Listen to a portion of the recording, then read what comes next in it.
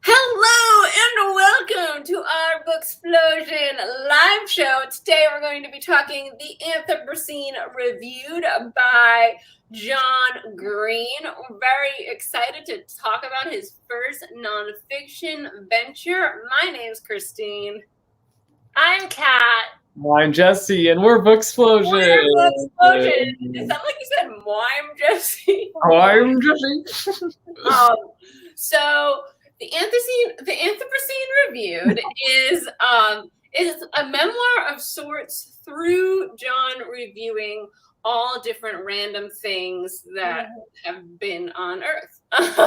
And it's very profound, like so much of his writing is, and also like super thoughtful and funny, and just all the good things about John Green's books are in this book, but it's like divided into little essays so that you can read like small chapters every night and learn about some shit, and also like relate it back to John's life and your own life, and it's really beautiful. I really enjoyed it. What did you guys think? Well, I have a question. Did you read it a little bit at a time, like an essay at a time every night? So I did the audiobook, and I listened to a bunch of essays while I went on walks with Bellamy. I did skip a couple because he has some unspecific diseases. And I was like, I can't listen to this. Yeah, there was one that I was reading, and I was like, Christine's skipping this one. But yeah, I did you do essay by essay or? No, I read this over like the last day and a half. Like just flew through it, just powered through it. But I loved it. This is probably my favorite book of the year. Oh wow, of the year! I really love. Well, the thing is, it's so hard to compare it to the novels that I've been reading because, like, it doesn't have the same metrics. Like, I can compare writing and like how the different books explore the themes and like how I objectively enjoy them. But like you can't compare like character development or like plot or world building. Although in a way, this is all world building. I loved it. I loved the writing. I loved the ideas that John explores and connects to like these seemingly unrelated things. I feel like I learned so much about like miscellaneous things throughout. Like it was just a wonderful, wonderful read. I enjoyed this so much. Yeah, I really liked it as well. It made me like really want John Green to write more nonfiction books because I just love like his tone when he is approaching all these different topics. I also listened to the audiobook as well, and like highly recommend the audiobook because it's just like, I mean, it's just like a friend like talking to you. Like it felt like John Green, and it's just like in a weird way comforting. But I really, really liked it a lot. So yeah, I mean, I feel. Oh, sorry. I was gonna say, did either of you guys listen to the podcast? I was just gonna say. I didn't listen to the podcast version of the Anthropocene Reviewed, but like if you like the Anthropocene Reviewed, then you've already listened to the podcast and like read the book. I mean, listening to Dear Hank and John, I learn stuff every week. Like, and it's very much in that same tone where it's like comedic, but you're also learning stuff. It's very fun. It's one of my favorite podcasts. And yeah, not the Anthropocene Reviewed podcast. Like I'm talking about Dear Hank and John. Yeah. But how long have they been doing Dear Hank and John? For a long time. I want to say like since 2014 or something. Oh gosh. Yeah, that one. I was gonna say, if anyone has been only listened to the Anthropocene Reviewed and not Dear Hank and John, like I want to know what percentage of like the listeners that is, because I feel like if you listen to the Anthropocene Reviewed, you listen to Dear Hank and John. This actually went viral when like a celebrity started listening to it, and and it got a lot of like outside people. The podcast or the book? The podcast. Yeah. Interesting. I forget what celebrity it was, but it was like a well-known person, and John was talking about how they like tweeted it or like put it somewhere, and he got this influx of viewers, and he's like, "Whoa, okay." I really want to listen to the Anthropocene Reviewed because I tried and I didn't like it. Really? Was it in the same format as? I think it is. It's just that I was like, I like him with Hank, and he was talking about something that I like maybe wasn't as interested in. And like, how I feel like maybe the slowest one was when he was talking about that song, but like it came back around. remember in the beginning, there's that chapter about the song. That song that I think, do they sing it at the football games now? Oh yeah. Yeah. And You'll never walk alone. Yeah. Yeah. And it was really nice, but like we took a while to get to like, our comeback around point. We're like going into like detail of like the Broadway history, and I feel like whatever one I listened to went like pretty deep like that in terms of like the history of something I didn't care about. But and so I didn't like finish the episode of the Anthropocene review. So to be fair, I didn't give it a fair go. But let's talk about our favorite chapters, our favorite essays. Like, or should we go through essay by essay and just kind of like review them really quickly? I love the introduction. How did you guys feel about the intro? Solid 5 stars from me. That's a great introduction. John Green really he knows how to nail in this introduction. Knocked it out of the park. Knocked it out the park. Yeah, he really just nails like these really thought-provoking, warm like feels when he's like looking back on his experiences. Yeah. Okay, so yeah, he's so good at tying in like these profound thoughts with humor, and it's just, I love his writing, and he talks about how he doesn't want to write in code anymore. Like he's been that resonated so hard. Yeah, like themes and explore ideas like through characters and through books, and like I love him not writing in code. Like I love him writing in code though too. Yeah, I mean, yeah, fair. But I mean, like I feel like any writer like sees through the code too. Like I mean, like, and just sees this side of writing in the code. I feel like I hear all this in his books. Yeah. I mean, it was that line, and like immediately before that line, he's talking about how he had to do press and like have a public life, and he felt like his self wasn't really his anymore. Like he was kind of like owned by the public, and like he was selling himself, and that just like really hit me, because like I feel like we're doing that sometimes with like YouTube and social media. Like we become the product that we're marketing, and it feels so like dehumanizing at times. And that's all on page 2, and already I was like, I've never annotated a book before or like done like the sticky tabs or whatever, and I was like about to go in search of sticky tabs so I could like start marking things that like just really stood out as like so thought-provoking and like resonated with me. And that's page 2. Yeah, I mean, that writing in code section, I was like, I love writing in code, because I feel like on YouTube, like we do get so personal that like it's a nice switch to like write and talk in code. Right. Yeah, and through other characters. Yeah. And I feel like John always like, and even John and Hank get more personal in their like podcasts and such than they do in like their videos. They do a lot of like themed videos about like certain topics. Right. But okay, so now we go to see this part too in this little section. Yeah, he rated his own. He rated his own autograph, and then like he rates the half title page a couple pages in.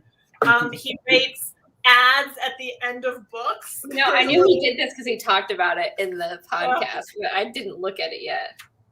I give this autograph 3.5 stars. I love that, how he's. Let's rate our autographs. Do they all look the same? Mine is green. Yeah, mine's green too. Yeah, they do look the same. Mine's like the J's a little less wide than Kat's was. Let me see yours. Ours look the same. I feel. Kat's has like a bigger D looking thing on her J. I think they all look the same. It's like when he reviewed autographs and he like showed one to his wife and she was like, that looks exactly the same. Not unkindly.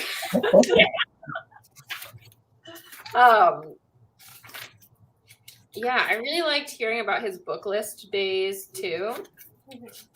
And just like the 5-star rating system in general. How it just it came about because of like Amazon, not because of humans. Okay. You'll Never Walk Alone. How many stars? It wasn't my favorite. Yeah, I think this one gets Like, like it was 2.5. interesting, but it was like, didn't it relate to football? Is that what it was?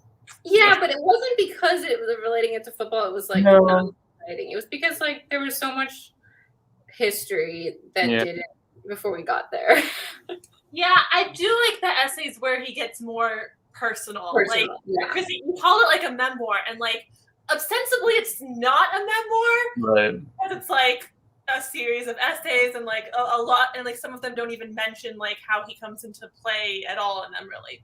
But like I learned so much about his He life. called it a memoir. That's why I called it a memoir. Oh, he called it a memoir? Okay. Interesting.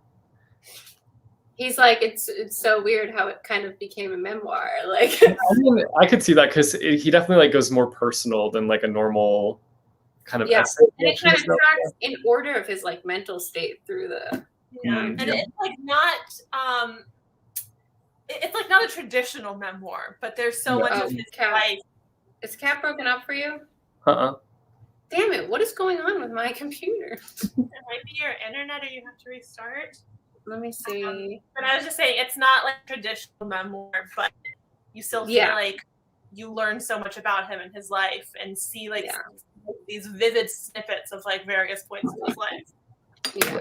Okay, I'm being blinded by this light, so I'm gonna move it. What's the next one? It's like humans' temporal range. Yeah. This one was interesting because he talks about like the start of the pandemic a little bit in it. Yeah. I love when he like referenced back to like how he would call his brother to calm him down when he was overreacting, and like Hank couldn't tell him something that made him feel better, and he knew it was bad. I was like tearing up. Yeah, I really liked this one because I liked the ideas that it sort of explores, like how humans are, this line that says, we are also shockingly stupidly persistent. I like this part right here. He says, I told Hank I'd bought 60 cans of Diet I was just going to say that right there. I could drink 2 for each day of the lockdown, and only then I could hear the old smile, the my old brother really is a piece of work smile. For someone who has spent 4 decades worrying about disease pandemics, you sure don't know how disease I know.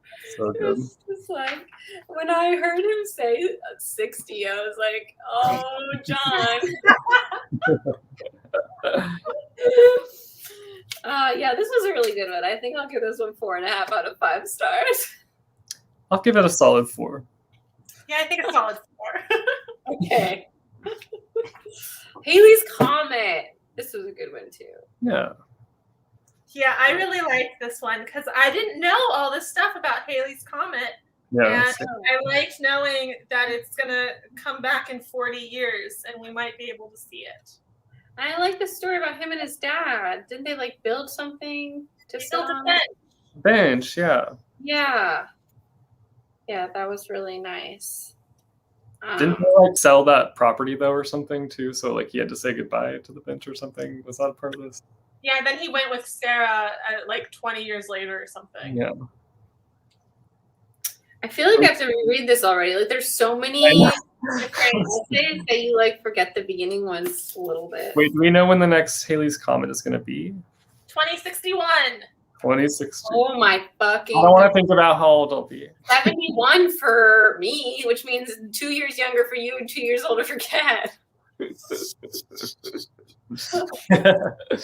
Why do we always have to bring age up? Guys, and in 40 years, we're going to have to get together to watch Haley's Comet. And read the book while we do so. Should we build a bench and we can sit on the bench and Yeah, we should start now because it's gonna take us a while. exactly Hammer like 1 piece of wood per year. Yeah. Okay, our capacity for wonder. Wait, we didn't rate that. Did we rate Haley's? Shit. Rate Haley's Comet. I can't remember the intricacies of this one, so I feel like I can't rate it.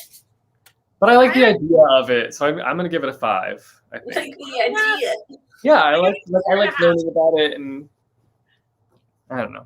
Kat, Yeah, it was 4.5 for me because it was interesting in like the history of like how we kind of discovered Halley's Comet, how it's a constant, that it's gonna come back even if the humans like aren't that. here. Yeah. And also all the like personal anecdotes of like John going to see it when he was how old? 8, 10. He was a young'un. So yeah, 4.5. I'm gonna give it 4. Okay, our capacity for wonder. Toward the end of Scott Fitzgerald's novel, The Great Gatsby. Oh yeah, this one was funny because didn't he like get like a hotel room that was like Gatsby themed, and he was like it was like he was like I can't stay here, and then he was like, oh no, I feel like F. Scott Fitzgerald's like looking down on me or something. Like, yeah, you know what? I don't know about how like The Great Gatsby wasn't like his renowned book for Right, like, I didn't know that either. Life. Yeah, I liked learning that history about it, how it didn't become popular until they were like shipping it off to soldiers. Yes, this one was really good. I really liked it. And it was just fascinating. Like, it's after he died, I think, that it became super popular. When he was alive, it was just sort of, he thought it was going to be like other book.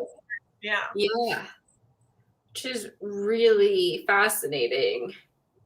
And I didn't know that about how they sent like specific books out to the military, like the soldiers, and then they'd get passed around. Yeah, I think that one's like also really interesting too because he talks about how like that book is kind of a critique on like rich and like wealth and stuff like that, and then like that's kind of the aesthetic that people like hold on to. With it, yeah. But the whole thing is like critiquing that life and the way that they, I mean, don't understand like those people are the villains, right? Yeah, and you hate everyone. I mean, like that's why I didn't like The Great Gatsby because I was like, everyone's terrible. Like when I read it in high school, I was like, why do people like this book? Like not coming at it from like the thematic. Yeah. Thematic wise, I feel like this essay also ties into the one later on about Monopoly. Oh my gosh, I love that one. Yeah, that one so interesting. Like it was so interesting how like everyone, like the people who are profiting off of Monopoly are like missing the idea of the person who like really. I was so mad. It's a woman that's invented Monopoly, and they still haven't given her credit for it.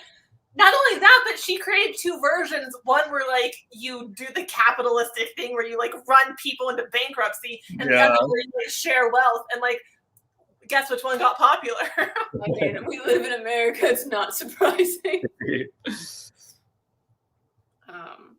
I give that one. I give the Gatsby one 5 stars for sure. What is this one called? Is this the Capacity for Wonder one? Yeah. Capacity for Wonder. I give this one 5 stars too. It was really great. It was interesting. I'll give it 4.5. Okay. It's not perfect for you. What was the 0.5 knockoff? Just out of curiosity. I don't know. It's 5 stars is like my favorite. I got you. And like I really liked that one, but I don't know. No, okay. I forget how to pronounce this. Cave paintings? Sure. You guys are the ones who listen to the audiobook. Yeah, but like I listened to this chapter a long time ago. On in the audiobook, so I don't remember.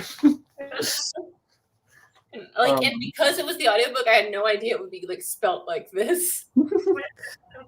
This was like the cave paintings one, right? Yeah, the cave, and he told that story about like the kids who were like running away with a dog, and they went into this cave and they found the paintings. Oh, and then like how we're not even allowed in it anymore because humans are ruining it with like their presence.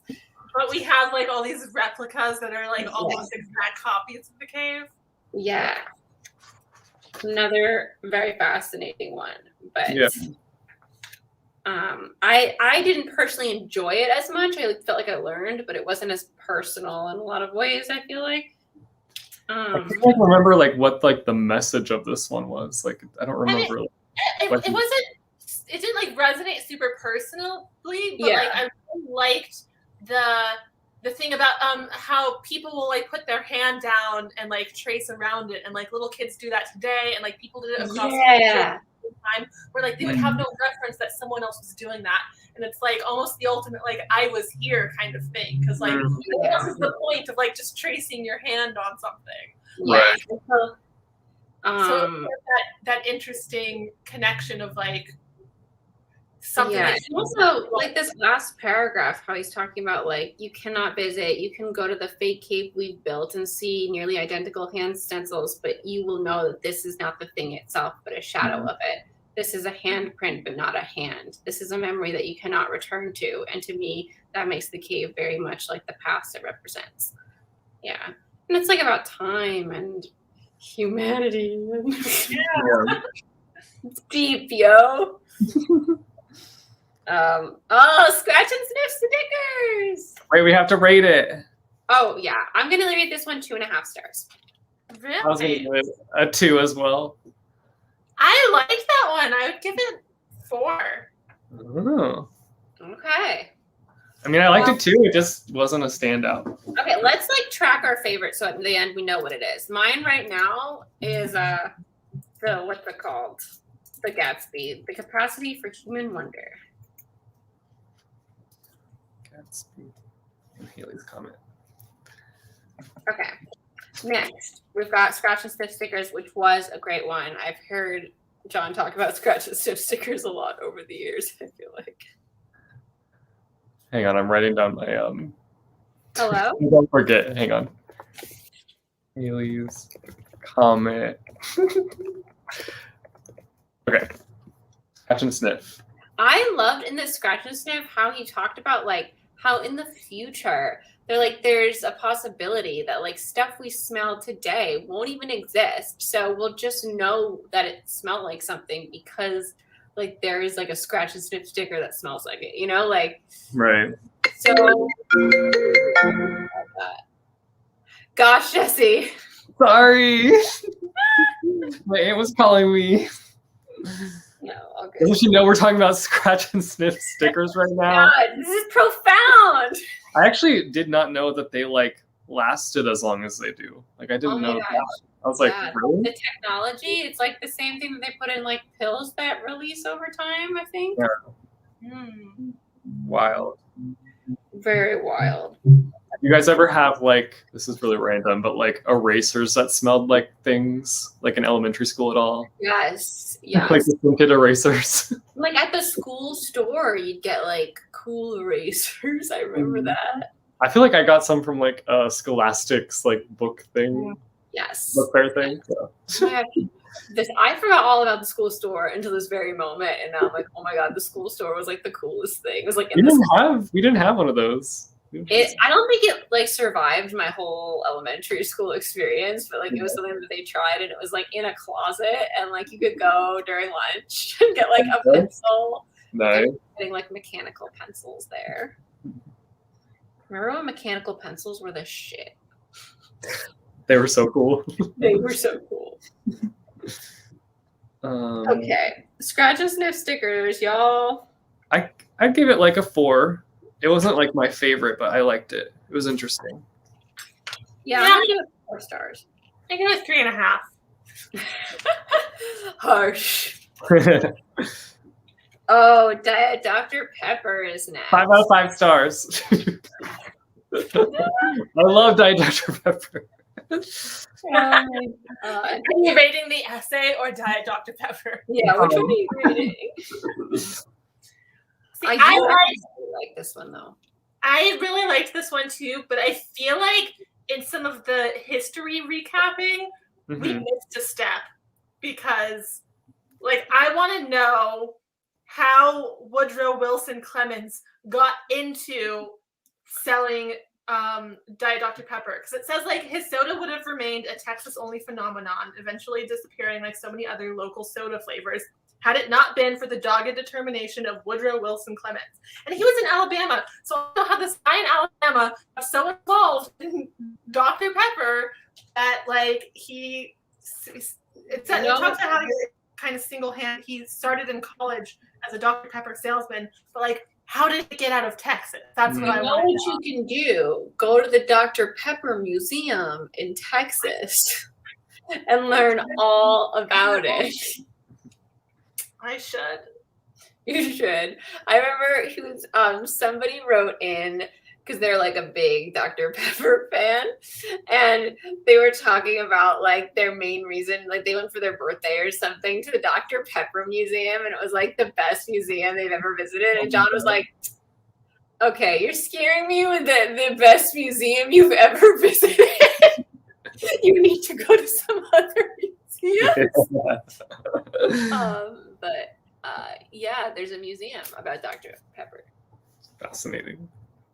Yep. I'd give Dr. Pepper. It's fascinating because like he talks about this a lot. How like Dr. Pepper doesn't taste like anything. Like you can't say it's orange flavored or it's like it's artificial, like completely artificial.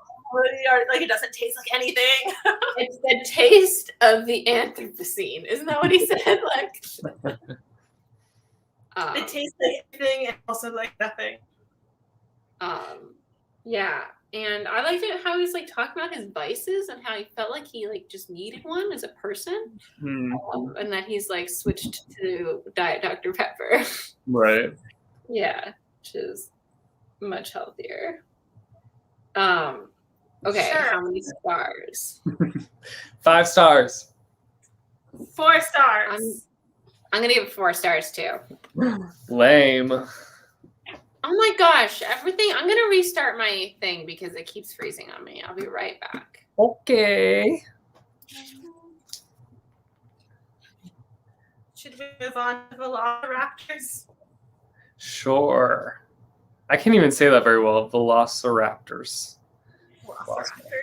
I'm trying to remember what this one's even about. Obviously, I just loved it because it's so funny that like Velociraptors were popularized in Michael Crichton's Jurassic Park, but like they're not actually Velociraptors. They're like a different dinosaur that he just thought Velociraptor was like a cooler name for them because like actual Velociraptors are like tiny. Oh my gosh, this was so sad to read. And it also in Jurassic Park also doesn't feature dinosaurs from the Jurassic period, but like it's called that because Jurassic sounds better. Who cares? I care. Well, like Mom was saying, like I still picture them all like we have in Jurassic Park. Yeah, of course. But yeah, I didn't know this about Michael's novel. Like I didn't realize that was a book that became a bestseller and then became a movie. Like it just feels like it was automatically a movie because we were so young when it came out. Right. I really like this chapter. And I really like the Velociraptors in Jurassic Park. 4 stars. Was that you imitating them? Yeah, they talk to each other. I like was looking down and then I just heard you. I thought you dropped something. Oh my god. I give this one like I'm sorry guys, like a 2 stars. It just I had to even like just glance over it just now to even remember what it was about, so it didn't really stick out to me. It really resonated. Yeah, I loved it. It's such a human thing to be like, well, I don't like how Velociraptors look. I like the name, so I'm gonna stick with that. And like Jurassic sounds cooler, so we're gonna stick with that. Like it's totally what you do when you're writing a book too, because you get to choose. Yeah. It's like, why would I choose that thing that doesn't sound as good or isn't as fun? And it's kind of what we all do in everything where we're portraying things publicly. It's like, well, I'm just gonna make it this instead because it sounds better. Like I give it 4 stars. Yeah, like it's like about changing the narrative to better suit your needs, which can be a fun thing, but also like a dangerous, terrible thing. Right. Yeah. But with like storytelling, that's what we do all the time. Oh, Canada geese. Okay. Canada geese was interesting. I can't remember like the overarching theme. Let's see. That they're annoying. Basically. Like there's too many Canada geese. Yeah, because he only gives them 2 stars. And also it kind of explored about like the difference between pet and prey when they had like the decoy geese who they would like take care of to like lure in other geese that they would then hunt. I don't even remember that. I did. He talks a little bit, like I'm just looking over this. He talks about abandonment, and I liked, he says right here, you can do something about abandonment. You can construct a stronger, independent self, or for instance, or build a broader network of meaningful relationships so your psychological well-being isn't wholly reliant upon one person. Yeah. And I like that part too.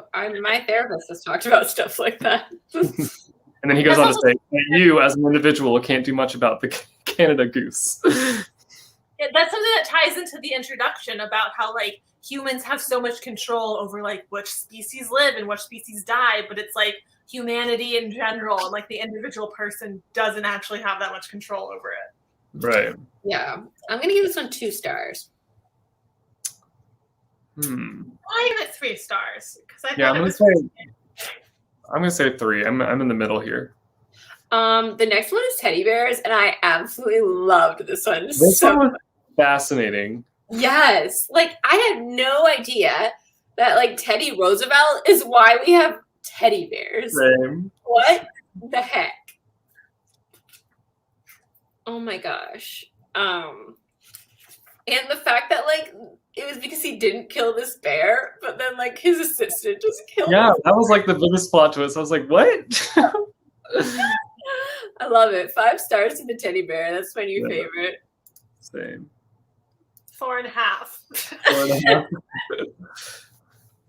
4.5. John Green only gave it 2.5 stars. Well, he gave the teddy bear 2.5.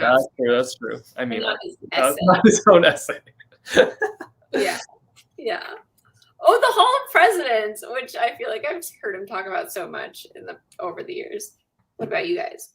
I just like loved his thoughts on Orlando and like Disney World in general, and just how like he was like so against it like as he was a teenager. Yeah, or whatever. I love his like analysis of just like being excited about things and like wanting to be cool and like be apathetic toward like what it like basically like a lot of this is in Paper Towns, like the way he views it as like a fake kind of it's kind of a Catcher in the Rye sort of outlook, like everything's phony. Yeah.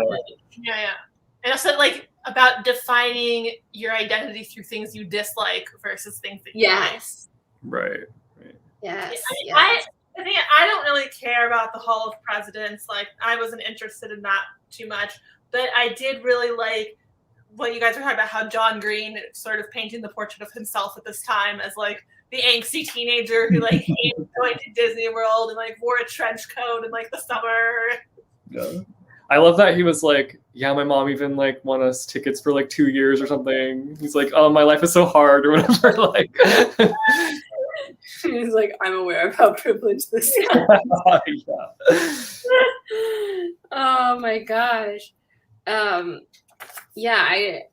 It was interesting to hear more backstory on this because I've heard about how like his favorite place to go in Disney World used to be and still is the Hall of Presidents because it's air conditioned. And I remember like when we went to Disney World and it was so disgustingly hot, like that was my favorite place. It was just like dark and quiet and air conditioned. But yeah, it was this was like one of the more personal feeling essays. I'm gonna give it 4 stars. Yeah, I'm gonna give it a 4 as well. Oh, it's a 3 for me. I loved the personal stuff, but like I don't really care about the Hall of Presidents. I've never been, so like I'm missing that context of it. But... It's a fascinating thing. It's really Okay, maybe I'd be more engaged by the subject if I had gone and had that familiarity. Yeah. Oh, air conditioning. This was interesting too. I can't remember what this one.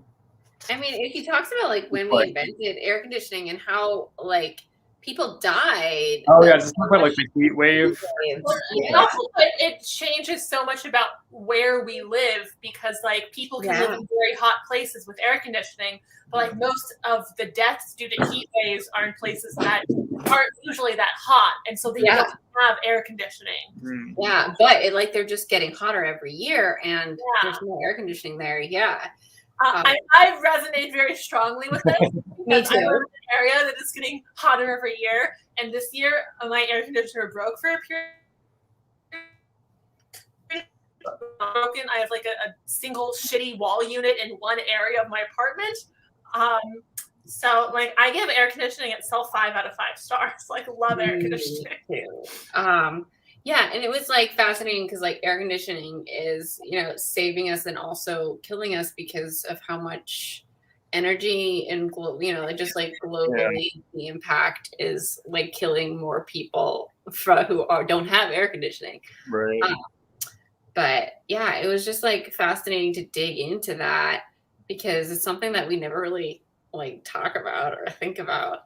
And it also explores the ideas of like air conditioning being too cold because it's like kind of catered to men in business. Men in oh my gosh, yes. It's like 68 in every office, and it does not have to be 68. And like raising the temperature actually increases productivity. Yeah.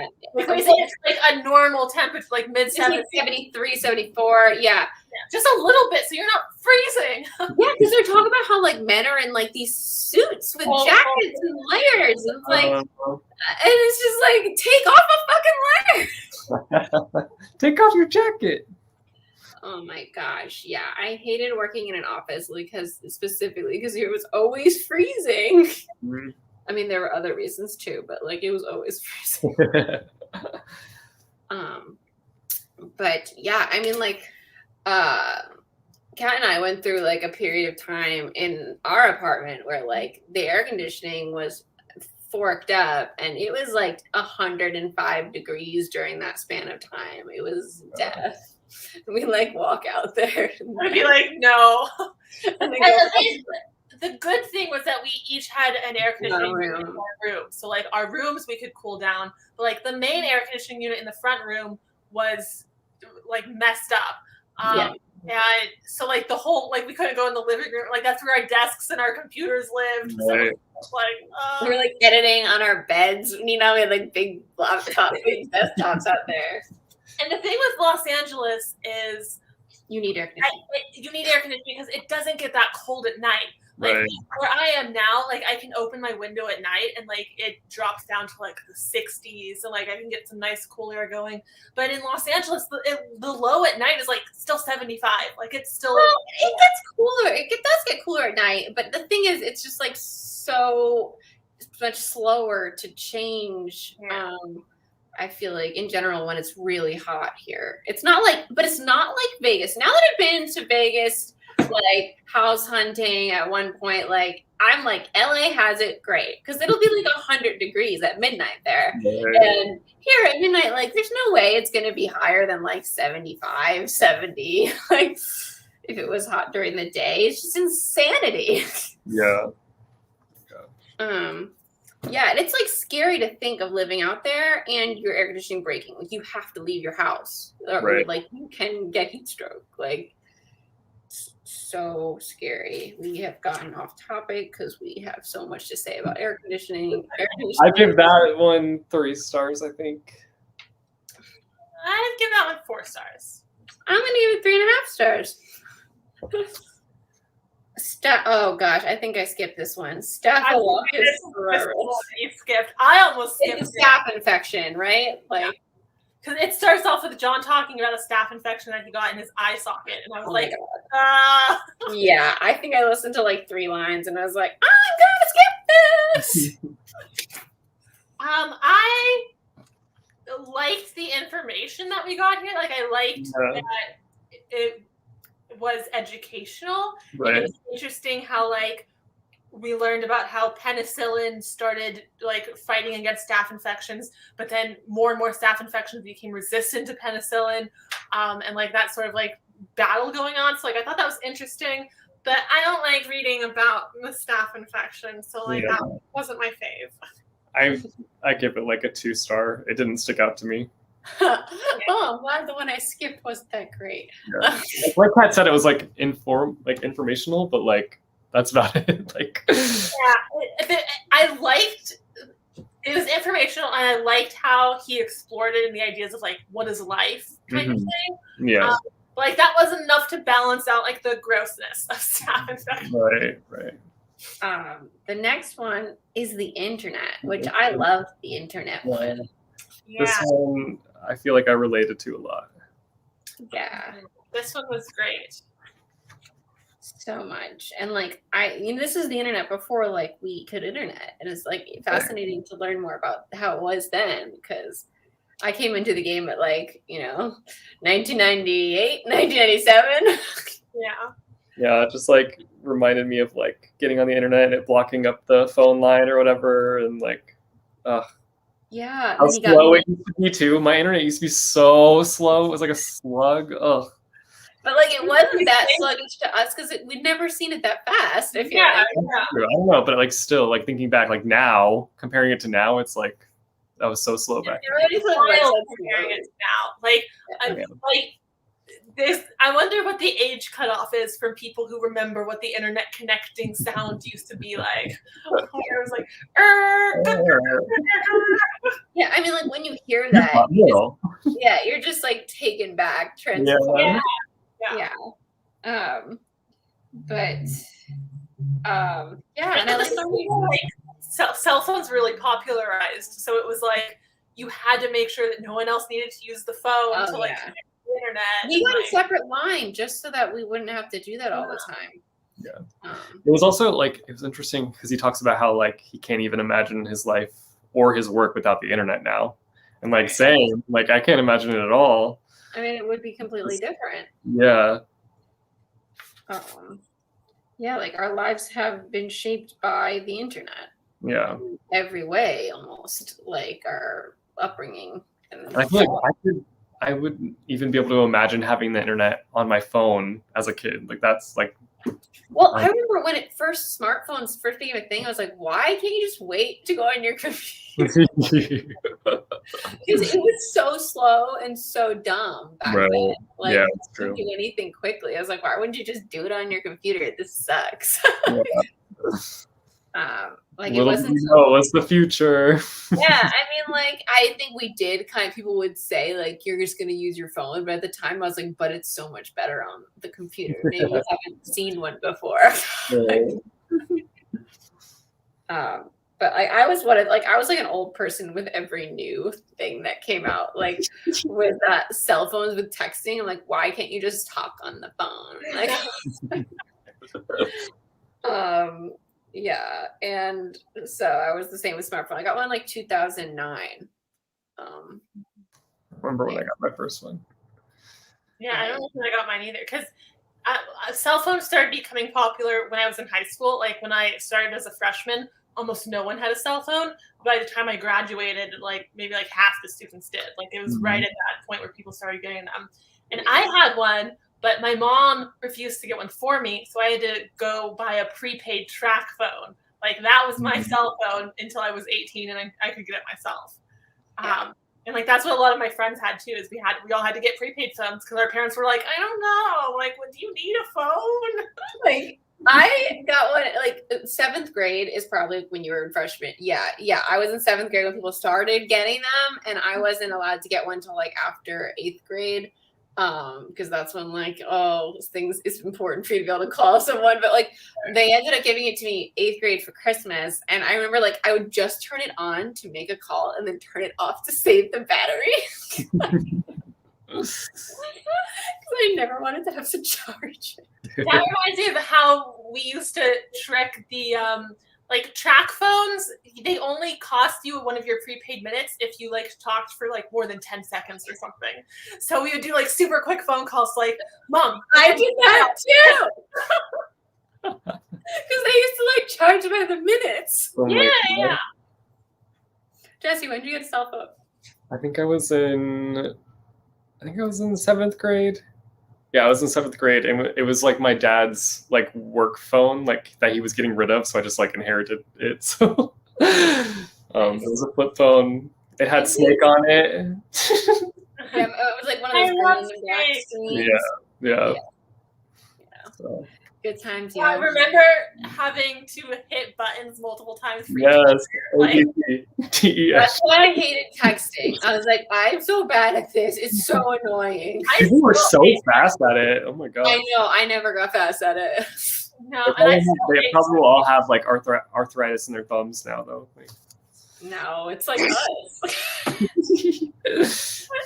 I got, as soon as they had the keyboard one that like you could open up like this, I started getting those. It was like the Voyager and stuff. oh, I know what you're talking about. Yeah. Yeah, and then you like have a bigger screen too. It was like this way, and you could like yeah, I had one of those too. That was great. I got those like that was when the iPhone was out. Smartphones were out, but not for Verizon though, so it sucked.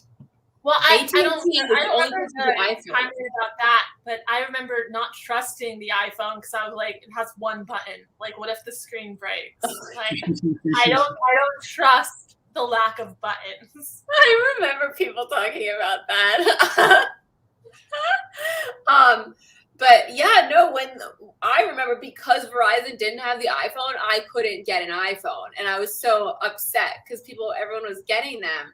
And when there was finally Verizon started getting the iPhone, I was like, I want a Droid. I don't want Apple. Like they wouldn't come to Verizon. And so I got the Droid version as soon as they had Is that why you always have droids now? That's like, why I always have droids. Fuck you forever, Apple. Having an exclusive deal with AT&T. My family had Verizon. Anyways, let's rate the internet essay. 5 stars for me. 5 stars. You know what? I'll give this one 5 stars too. Wow, we're all on the same page. Yeah, man, we are internet people. It's true. Yeah, I really liked that one. Okay, academic decathlon. Academic decathlon. This was fascinating, wasn't it? I didn't know that this is how it worked. I loved this one a lot. Me too. It didn't stand out to me. I'm gonna give it 4.5 stars. I'm gonna give it 2 because I don't even like what. I thought it was so good. I mean, it started with John Green's school. And his like stream of consciousness. Oh, I remember. And then that guy was like kind of helped him. That guy helped him. Yeah, well, that guy kind of reminds me of the Colonel. And like. Yeah. So, and he's really good at school and he's an academic decathlon and he's like, there's actually a division for like C students or something. And he recognized that John was like really smart, just not like applying himself the right way or something. Yeah. And then helped him, and then he did so well and like gained a lot of self-esteem from it. That's one reason why I really like this, because I relate with that. Like I did bad at school, but it's because I didn't do my homework. Like I always did good on tests, and like I just didn't like doing homework. Yeah.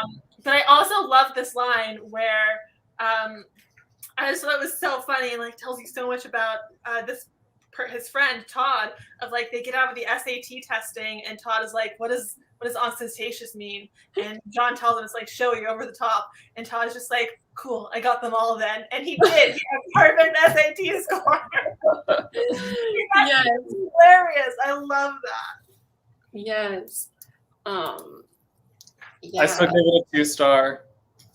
2 stars? Yeah, moving on. Also the part where he was like, he was briefly at risk of losing his coveted C student status until I realized I could tank physics to keep my GPA low. Yeah, no, that was a great chapter. Sunset. I'm gonna give it 4.5 stars because I think I still prefer the teddy bear one, but I give it 5 stars. I loved this one, and also the thoughts about rivers meandering and how they keep going. Yeah, I do remember liking that too. There's just so much good stuff there. Okay, we gotta be quick, guys. Yeah, we gotta start doing speed rounds, I guess. We got 10 we're minutes. Meandering. Okay, sunsets. Sunsets. I'm trying to think. Sunset was like an average one for me because I fall into what John talks about in the beginning of like sunsets being kind of like cliche. And I'm just like, yeah, that's why I don't care that much about the subject matter. But John gives Sunset 5 stars. Yeah, he did give it 5 stars. So. And he explores it in really interesting ways of like, what's it called? The clawed things? What are the things that you have to like look at sunsets through? The clawed glass. Oh yeah, that was interesting. You don't look directly at it. Yeah, like there's interesting stuff here. But yeah, but I give it 3 stars. Yeah, 3 as well. I'm in the middle on that one. Okay, Jersey Dudek's performance. This one, like I feel like I teared up toward the end. Like there was like some profoundness that really got me eventually. Yeah, I liked this one. I mean, I'm not that interested in the sports context of it. No, but I think he like worked his way up to a professional league. And like, yeah, that was a good story, and like how he did something weird at like the key moment, and like that ended up like helping him win the game. Yeah. Penguins of Madagascar is next. I give that one like, I think I give it like a 3. Jersey Dudek? Yeah. I give Jersey Dudek 4. I'm gonna give it 4 too. Nice. Okay. For Penguins of Madagascar, I like when he first started talking about this on the podcast, I like thought he was kidding, but like I remember watching Penguins of Madagascar on my bed and thinking like, wow, this is like really good. I thought it was gonna be really shitty. And then to hear him like really love it was so fun. Have you guys watched it? Yeah, it's been a long time since I watched it. I watched it in theaters, I remember. Like, my family went and saw it. Oh, I watched it on Netflix or something. Mm-hmm. I really like this one. Like, just from the beginning where he talks about the provocative opinion person and, like, that little, like, introduction to it. And also how the intro of this is sort of a... Oh, yeah, I forgot. Almost like a critique or an allusion to like the previous documentary where like they forced the lemmings off a cliff or like made it look that way and like created this whole narrative. And like his dad is like a nature documentarian. Yeah. Which you did not know. Which is really cool. I'm going to give that one 4. Me too. 4.5 for me. 4.5 for me too. I really liked that one. Penguins of Madagascar. Piggly Wiggly. Oh, I love this one. This one was so fun because like this guy was unhinged. Yeah. It was so interesting. He literally like made the landscape of grocery stores today. Yeah. Twice over. Like first with the non-personal shoppers and then again with like the deli and like bakery departments and yes. This is fascinating. Like I had no idea how grocery stores used to work. Like they used to do it all for you. Like insanity. Oh. I just and like also this. how it's helped the rise of like prepackaged and processed goods, like consumer marketing, because now like you could market directly to the customers since they were the ones choosing things. And oh my gosh, like I couldn't believe what I was hearing when I was like, wait a minute, Piggly Wiggly started having like the different aisles? Like, what? But yeah, this might be my favorite one next to teddy bears. Yeah, I guess I like this one too.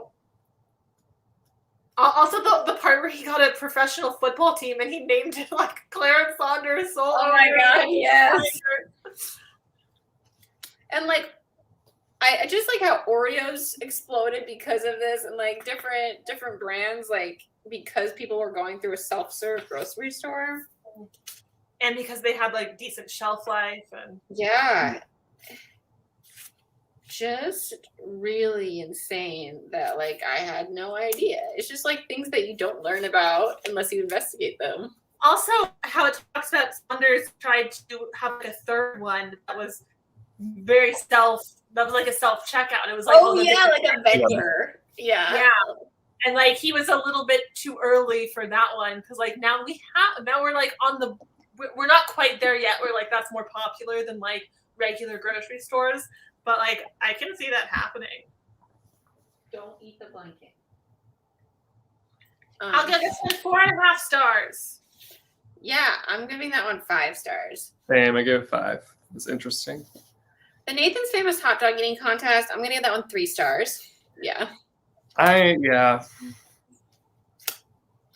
It was interesting, like learning about that guy that introduces everybody, but not a huge fan of this one. Right. I mean, it's interesting. I didn't care as much about the context, but I kind of liked the overall message at the end, where it's like when you have the microphone, what you say matters, even if you're Yeah, just I like that as well. Yeah, I like that too. I'm gonna give it a 3. Yeah, I'm 3.5. I'm gonna give it 3. CNN, this one didn't really stick out to me either. Oh wait, no, wait, is this one with his roommates? Like the family roommate family? Living with his 3 best friends in Chicago. Yeah, and one of them's family was like in Afghanistan or something. In Iraq. Iraq, yeah. Yeah, I liked this one with the friends. It's also interesting. Hank just put out a video yesterday about the news that like also tackled some of the things that like John covers in this essay. Huh. Yeah, I liked like learning about their dynamic and like how like when you're younger you can have these relationships with your friends and live together and how much it changes, and that's like this microcosm of your life. I mean, I also like this is what Hank was talking about in his video yesterday, the other day, Friday maybe was the video, about how like the news is bad at covering like long running things because like it's not new, so like it doesn't feel as important, even though it still is important. Like, you know, we've all gotten burned out over COVID news, even though it's like almost as bad as it was like back in April. It was worse. Yeah. It was like the highest it's been. Yeah. And but like we all have like such fatigue from hearing about it every day. It's not new anymore. So it's not covered the same. Right. Harvey. Oh, the movie Harvey. Oh, this was like when he was depressed and he went back to live with his parents and his boss was like, go watch Harvey. Yeah. Yeah, this was a really good one. Yeah. I'm gonna give this one 4.5 stars. Yeah, I'm gonna give it a 4. I'm gonna give it a 4. We didn't rate I really love when John talks about Emily Dickinson. And like hope. He talks about hope a lot, but it's hit me harder after watching Dickinson and like feeling so inspired by Emily Dickinson, and then like hearing him talk about Emily Dickinson like every time makes me like tear up, like because hope is the thing with feathers, and like we do need it to like move forward and like live healthy lives. You have to have it. Yeah. I'm gonna give this one. Did I say 4.5 out of 5 stars? Yeah. Yeah. Okay, the yips. Oh my gosh. This one kind of made me sad. Yeah, it is really sad. It really freaks me out because like I've seen people get it in cheerleading and stuff, and I feel like I got it at one point. Like it's really scary. I didn't know there was like a name for it back then. Yeah. I didn't know it was like a thing. Yeah, I'm just like you just get in your head. Right. I mean, it makes sense. Yeah. Yeah, but like that definitely happened to me senior year when I was like so worried about like hurting my back. Like I would just like forget how to do things while I was doing them and like and fuck it up. Yeah, this one was scary, but like profound. Yeah. I'd give that one like a 3.5. 3.5. I got a 4. I'll go 4 too. Oh, Online Sign was really interesting one too. The song, the New Year's song. I was interesting, but it didn't really stand out to me. Yeah. I did like his like analysis of the song and like relating it how like, you know, about tradition and change and all that. I liked the ideas around it. I just felt like I don't know, maybe there was too much history of it. It was kind of one of the longer essays. Yeah, it dragged a little with the history, even though it was interesting. It was like, let's get to the other part. I did like the part where he was like talking about his friend Amy though, that like Yeah. cancer. Yeah, I liked those bits a lot. And like he was like, the one thing that he said to her was, he was like, "But you do so much yoga, like, you know, you just like." He's like, "I should have just shut my mouth," you know, but yeah, he just didn't know what to say. yeah. Okay, the next one is Googling strangers, and I was like crying walking down the street listening to this. It was. I actually don't know if this might be my favorite one, but he's talking. This is where he like talks about being what is it called at the hospital? He's like the priest in training, the chaplain. Yeah, and the little kid that came in and his parents. Yeah, this one really hit hard. I loved the ending of it. I got it. Me too. I was just like bawling, walking the dog. Yes. Like, I'm so happy that kid is okay. Yeah. I'm so happy he was able to look it up. Yeah. I give that one 4 stars. Actually, 4.5. Yeah, 4.5 for me. Okay, I give it 5.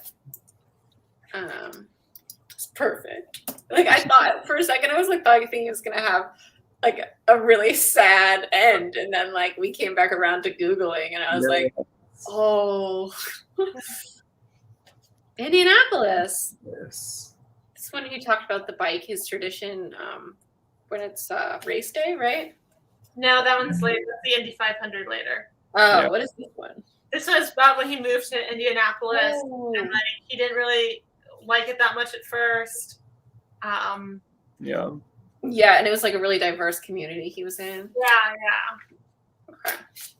Yeah. Look at that one. Like, didn't stand out. 3 stars. Yeah, I'm gonna give it a 2. I'll give it a 2.5. Give it like a 3.5. Okay. Kentucky bluegrass. Yeah. This one made me so mad. About grass. How much fucking resources we waste on lawns. Yeah. I was reading this and I was like pissed because I was like, it's so wasteful and so like pointless. Yeah, I mean, like getting the fake grass is just so much better in like, especially the desert. Like people in the desert want grass because like nobody has grass, but like you can't keep it alive without a ton of water. Yeah. But I think like Nevada has made like a huge effort to cut down, like not do grass and do like fake astroturf and like rocks and stuff, and they've cut their like water usage so much in the past like 5 years or something. So they're working on it. I listened to a whole podcast about it, but I forget all the actual numbers. They're making progress. I give that one a 2 out of 5 stars. Yeah, I'll probably give that one like 2 stars. Hey! I give it probably like a 3.5 stars because it was interesting. It just made me so mad because like frustrated while reading. In California, we have a drought. Like, right? You not? Yeah. Yeah. The doggies love the grass, but he also loves fake grass, so that would be fine. I did love this part of it where John is working on his yard, and the neighbor's like, you know, when the Kaufmans lived here, this was the nicest one. Yeah. Well, I answered after a while, the Kaufmans won't live here anymore. Okay, the next one's the Indianapolis 500. Yeah, this is the one with like the community around like the racing and the biking. Yeah, how they all go together and like pick up more people on the way. Yeah, I really liked this one, even though it kind of was almost a downer with like the May 2020 installment of it. Yeah. Yeah. Yeah, I think I'll give that one like 3.5 stars. I'm gonna give it a 4. I'm gonna give it a 4. Yeah. Monopoly. We already kind of talked about this one, but I love this one because not just about like the topic that it covers, but also the history of it. Like I didn't know this, and this was another one like Lawns that just made me angry. But yeah, I really liked this one. I like this one a lot. Yeah, I knew like it was after Atlantic City, but like that's the extent of my knowledge, and like it was just fascinating and also like depressing. Yeah. How they still can't bear to like give credit to the woman who invented it. Like we're in 2021. Can you stop? They just do like she was a pioneer in many land-based games. It's like, no, she came up with this. Right. One of the most You famous. don't even understand the point of what she was trying to do with it. Super. Oh wait, we have to rate it. 5. I give it a 5. I give it 4.5. 4.5. Yeah.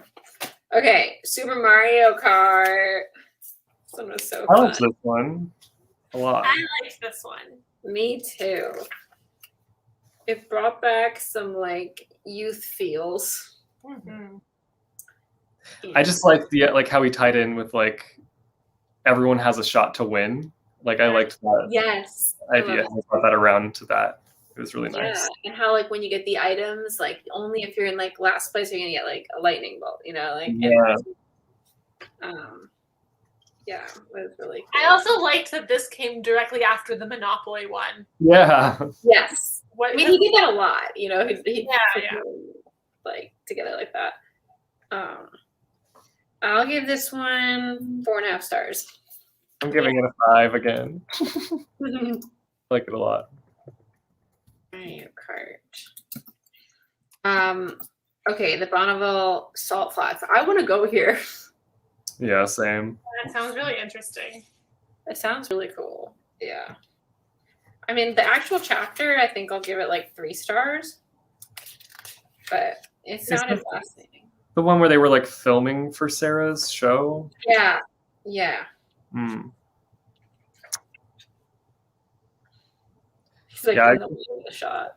I'm gonna give it maybe like 4.5 stars because I really liked. It doesn't have to do directly with the salt flats, but the whole idea of like the key to marriage is like about having third things. About it's like you and your partner like interacting over a third. At different places, different things. Yeah, I really like that too.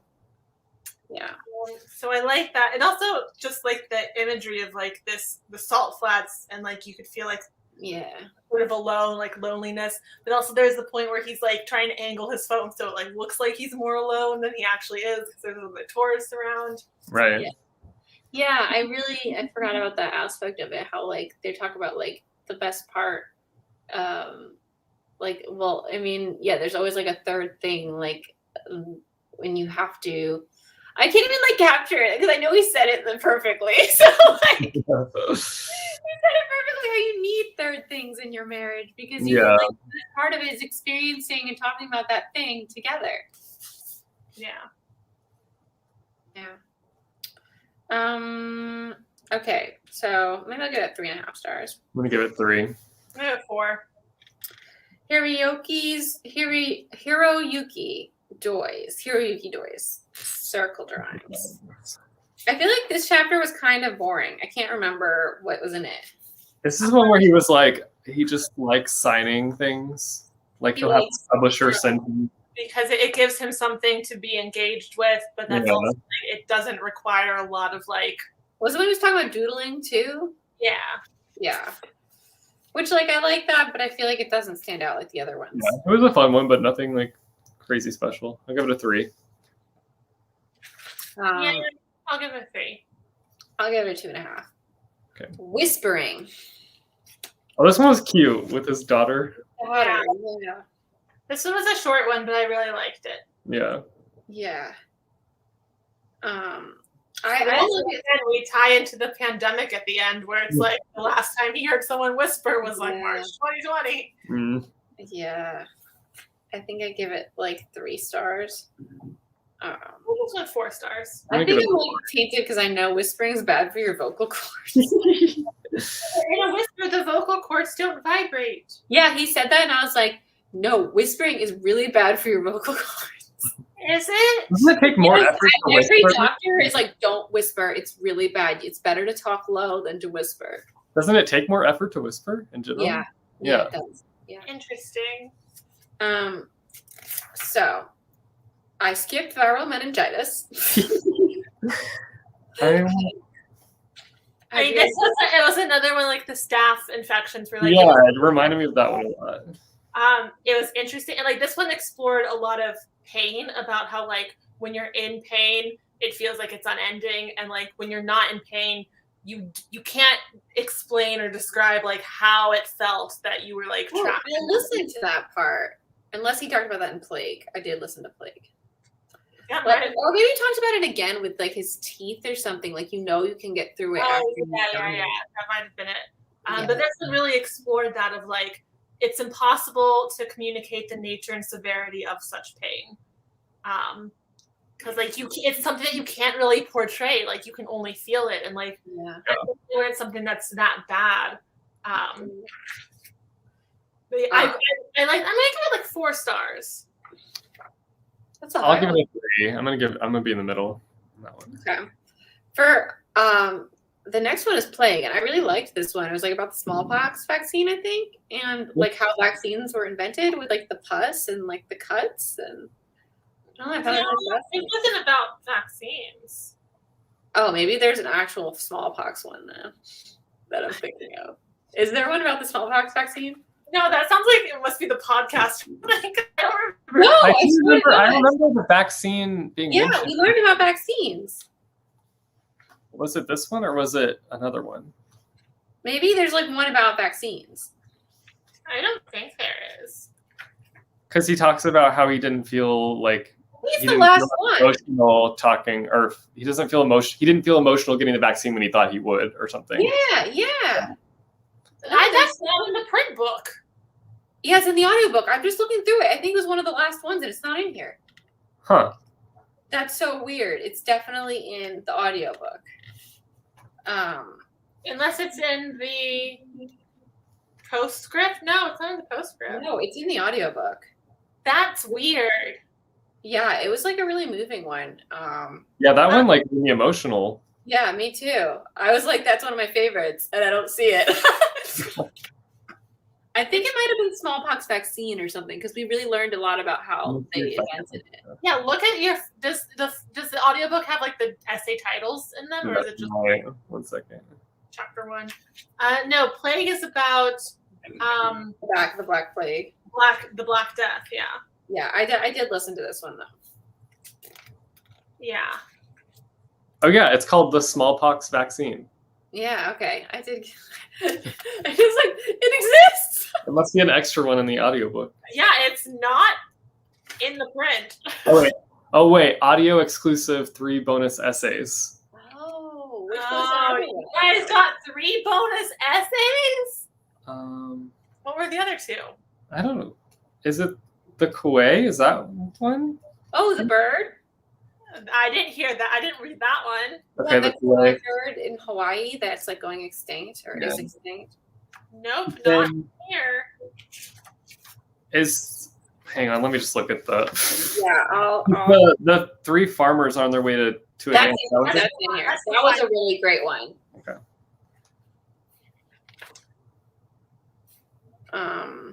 Wintering Mix is the next one in here. Wait, we didn't rate Plague. Plague. I'd say like 4 stars. I'll give it a 4. It's about like people like I forget coming together or no coming apart. I mean, that's it. It's about coming together or no, like how the reactions vary to the plague. Because like rich people like left like big cities in mass, and like, but like some people did come together. Just like they did here. Yeah. Yeah, I don't really remember it as much because I really remember the smallpox vaccine, and it kind of tied together because they came around the same time. Oh, okay. So the other, oh my gosh, I think the other one was one of my favorites too. What? Mortification. Oh my gosh, I like that one too. That one was talking about like embarrassing yourself and stuff. Yes, right? yes. Okay. That one I liked a lot because it reminded me of when we met John Green that one time. Oh my God, I was thinking of the same I was like, oh my gosh, this is bringing back a traumatic I know, memory. but he was like, let me just like forgive you of this right now. Like, I Yeah. don't remember it. It's fine. But like mortification like means like death. So it's like we're being embarrassed to the point of death. Yeah. I like that. Now I have to get the whole audiobook just to listen to these three expresses. I mean, I'm not complaining about it. I'm surprised. That one should be in the book because I feel like that Yeah. was a standout. Mortifications. I mean, honestly, smallpox vaccine was a standout. Yeah, too. that one was actually really, really good. I'm surprised other that was in here too. Yeah, the other one's just kind of okay, but those two are really good. Yeah. I am upset. I'm upset on your behalf, honestly. Yeah. Like, I'm glad we discovered it because, like, I was like, wait a minute, no, it was here. Because I wanted to talk about mortification because that one was like my favorite, and it reminded me of that John Green moment too. Yes.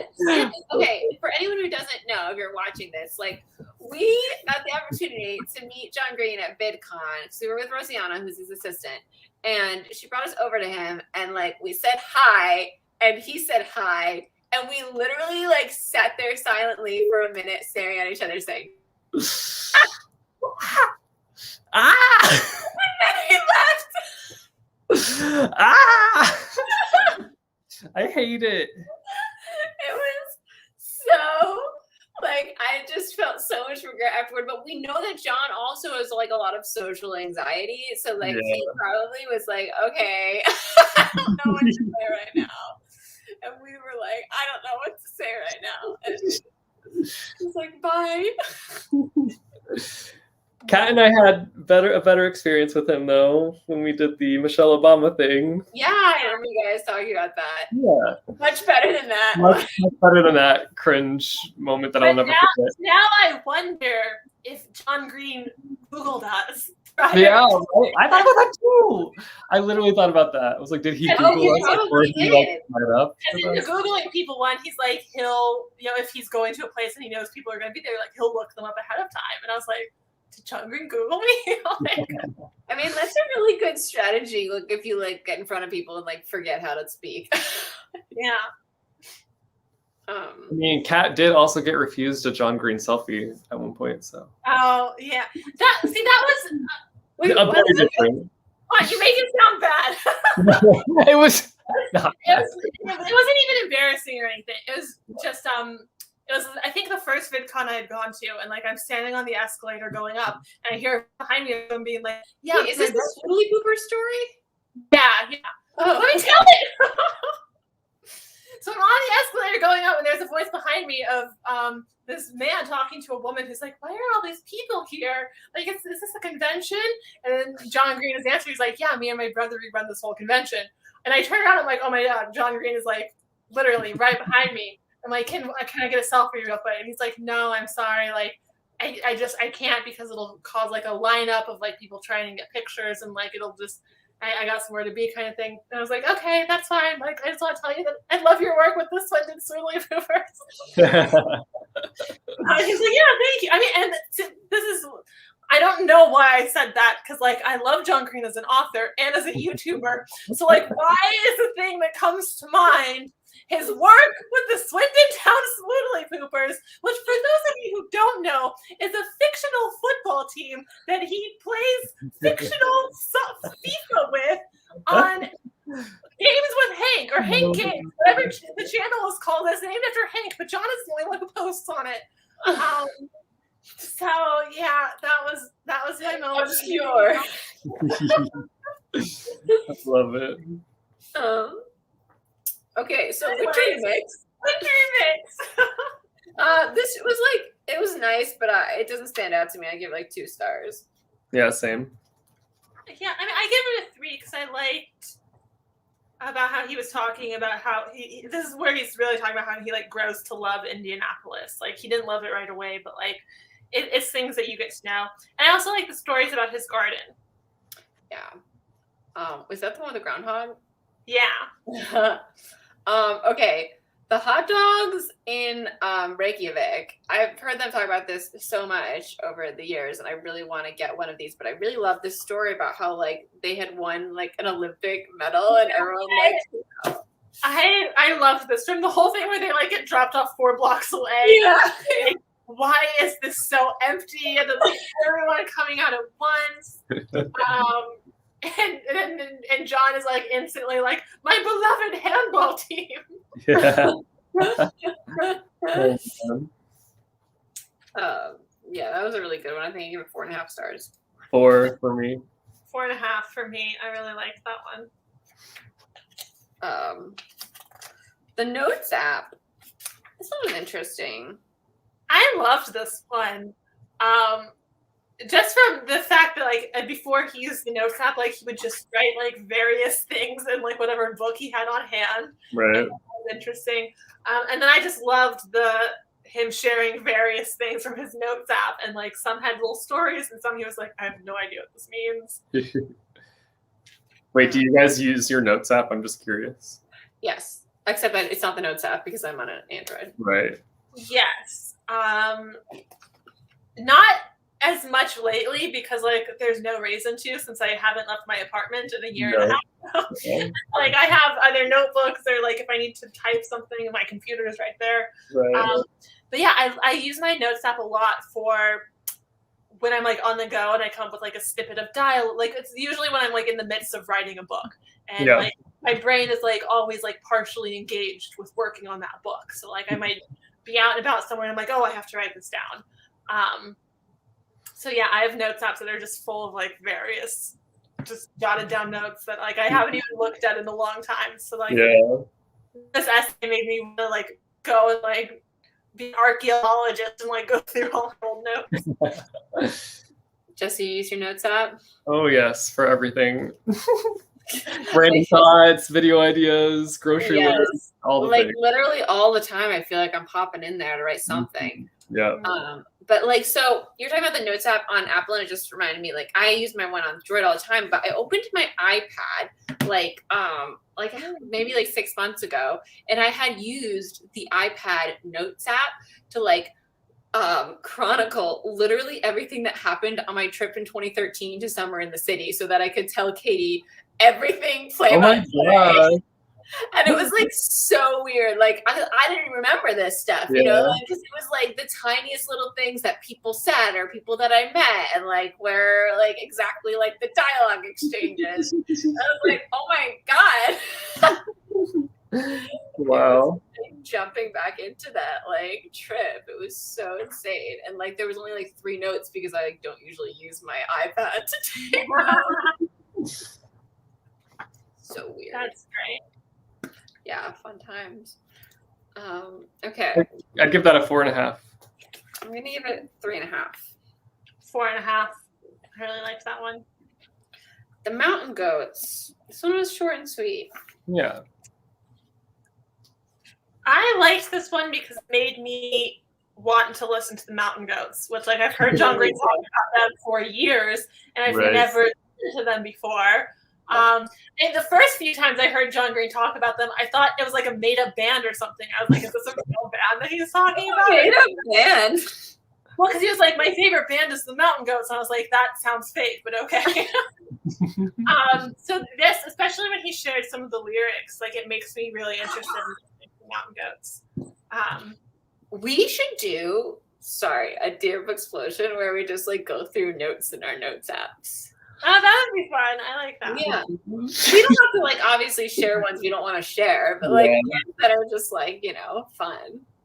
I'll bust out my previous iPhone I haven't touched in like 2 years. So I'm sure there's some notes on there that are interesting. Okay. For Mountain Goats, I'm gonna give it like 3.5. It was so short. I'm gonna give it a 3. I'm gonna give it a 2.5. Yeah. The next is QWERTY. This was interesting, but like didn't particularly like strike a chord. It was just fascinating. Yeah, felt the same way. Okay, 3 stars for me. 3 stars. Yeah, I'll give it 3. The world's largest ball of paint. Like, I already know a lot about this because there's been like Vlogbrothers videos about it. They've talked about it on the podcast. Did you guys feel like you've already heard this?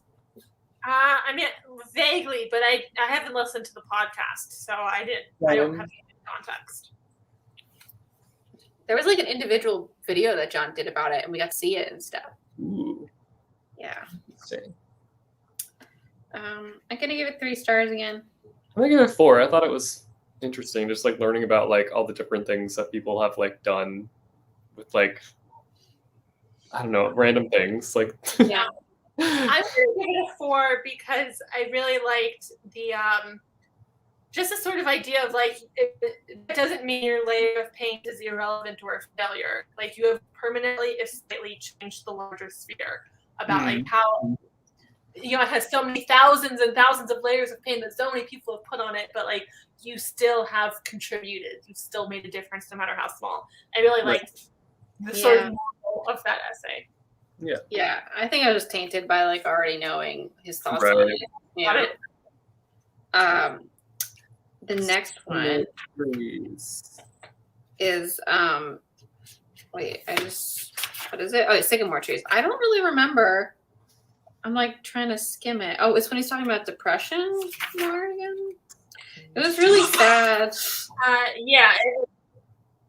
Yeah, this one was one of the sadder ones because he's exploring like, and he starts with it about his children asking why, and then his whole thing is like, what's the point?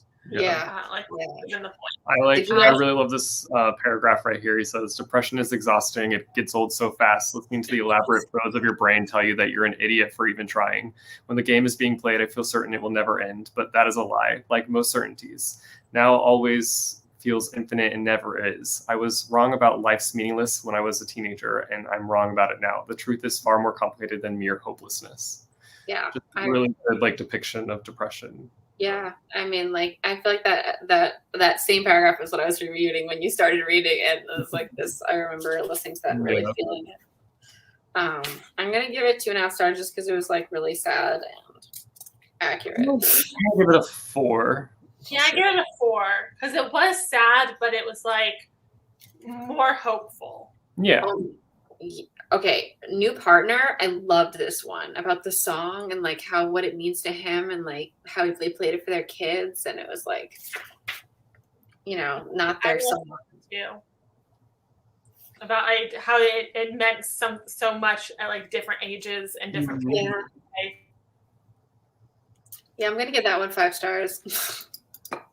Yeah, I'm gonna give it 5 stars too. I'm gonna give it 4.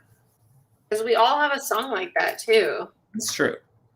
I don't know if I do. What are your guys' songs? I have to think about it, but like I definitely have them. Like even just like All Too Well feels like one of my songs that are like that. Like the times I've heard it in the different moments. But like there's definitely probably one that's more like throughout my entire life.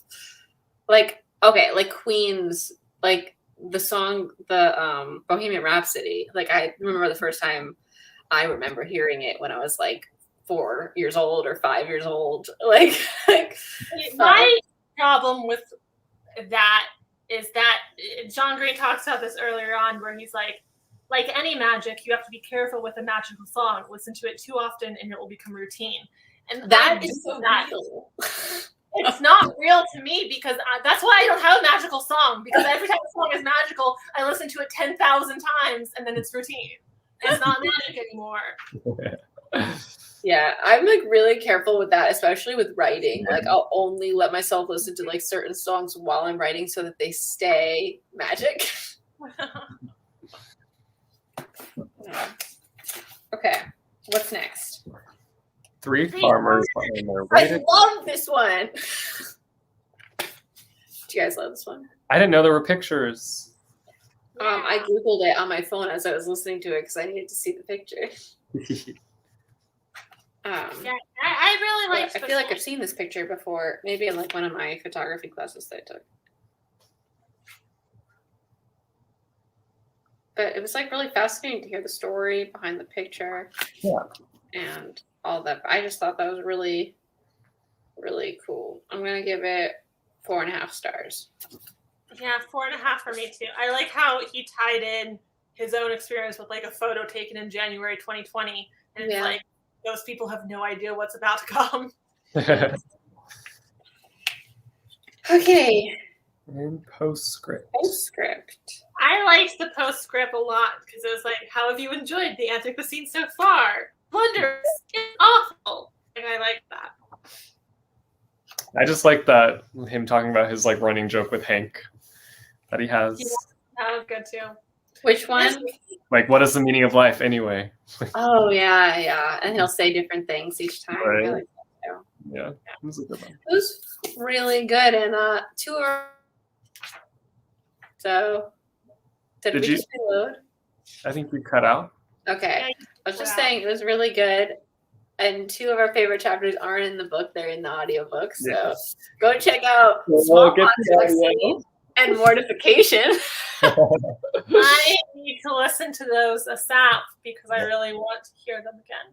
Yeah. I mean, the audiobook is also just like so soothing. Like Jesse said, it's like a friend talking to you. Yeah, I mean, I already want to reread this, so I'll just get the audiobook and be the same. Yeah. Does anyone in the chat want to share your favorite chapter before we go? We can talk about see who's like what favorite is the favoriteest favorite. Oh yeah. So what were your guys' 5 stars? What were your favoriteest favoritists? Okay. Haley's Comet, the Gatsby one, I can't remember the name. Diet Dr. Pepper, Teddy Bear, The Internet, Piggly Wiggly, Monopoly, Super Mario Kart, Mortification, and Smallpox Vaccine. Nice. So many in there. Yeah. I mean, mine were Teddy Bear, Piggly Wiggly, Internet, Googling Strangers, Smallpox Vaccine, and New Partner. Okay, I only gave 5 stars to like 2, so I'm gonna include Wow. my favorites. I've been trying not to give 5 stars to things unless they're like actually perfect. That's so many of these are like 4.5 stars. I feel like I like John's philosophy in that like not everything's nothing's perfect, and like if you want to give it 5 stars, I want to give it 5 stars, and that's what I'm gonna do. So I liked Haley's Comet. I liked The Internet, Academic Decathlon, Piggly Wiggly, Monopoly. These are way more than 2. That's what I'm saying. I'm giving like more of my favorites than just the 2. The hot dogs, the Janus Betsu. Is that how you say that? Yeah, sure. Sure. And New Partner. Nice. You know what we didn't talk about? But I really loved him talking about how a review is like from your perspective, and it is like your opinion. And he was like not putting his opinion in like the book list, but like when you come around to like actually reviewing things, like it is your experience that you're telling back and how it relates to you. I really love that because that is like what I feel like we do on BookTube is very much like especially like I feel like when I book talks, it's like my experience reading the book. It's not like a review, like particularly. It's like relating it back, and that's what makes I feel like reviews so interesting. Like seeing how people experience something different from you and how they relate it the same. I think he mentioned this about how it tells you more about the reviewer than like the product being reviewed. Yes. It's not just about your interpretations, but also the things you like. Yeah. It's just like. Oh, sorry. No, go ahead. I was just gonna say we didn't talk about our October book at all. So. Oh shit! Good catch. You already been here an hour and a half. We missed that. Well, we're reading Instructions for Dancing by Nicola Yoon. I already finished it. I'm so ahead of the game. Well, tell us a little bit about it. Give us the rundown. Okay, so I'll tell you like the non-spoilery synopsis here. So Evie's, I think her name's Evie. Yeah, Evie Thomas. Okay, yeah. So I don't know. I just second guess myself. So Evie's parents have gotten a divorce, and I won't tell you like how she finds out about it, but it kind of traumatizes her. and makes her stop believing in love in general. Like it's nothing lasts. And she like through like a dash of magic, she gets this ability to see like the key points in every relationship. If she watches a couple that are in love kiss, she'll see like when they met and like the moments that they fell in love, and then like how it falls apart. And she's like trying to understand like why can she see this and why is this happening to her. And it started when she like was at one of those libraries like that are along the road, those little house things that you take a book and get a book back out. Library. Yeah, So she's like giving all her romance books away because she doesn't want them anymore because she like thinks they're bullshit. And she takes a book called Instructions for Dancing because the lady who's standing near it, she's like, you have to take one. You can't just put your books in. And she was like, fine, I'll take this. And then she ends up like in the book, it has like the address to a dance studio, and to like try to figure out like what's going on because it started when she got this book. She goes to that dance studio, and she ends up meeting this guy and taking a dance class, and it's really, really great. I'm excited. And it's like really well written. It's been a long time since we've had a Nicholas that's our October book of the month. Yeah. And it's got like family aspects. We don't have a live. I think there's like a lag or something. I think my computer's messed up. I need a new computer. All right, well, that is it for our live show. Thank you guys so much for joining us. We don't have a live show date set yet, but follow us on our social media, especially our Instagram, because our Instagram is beautiful, @Booksplosion, and we'll be announcing the live show date then. Yeah. I'm Jesse. I'm Christine. I'm Kat. We're Booksplosion. Thank you so much for being here with us. Bye. Bye.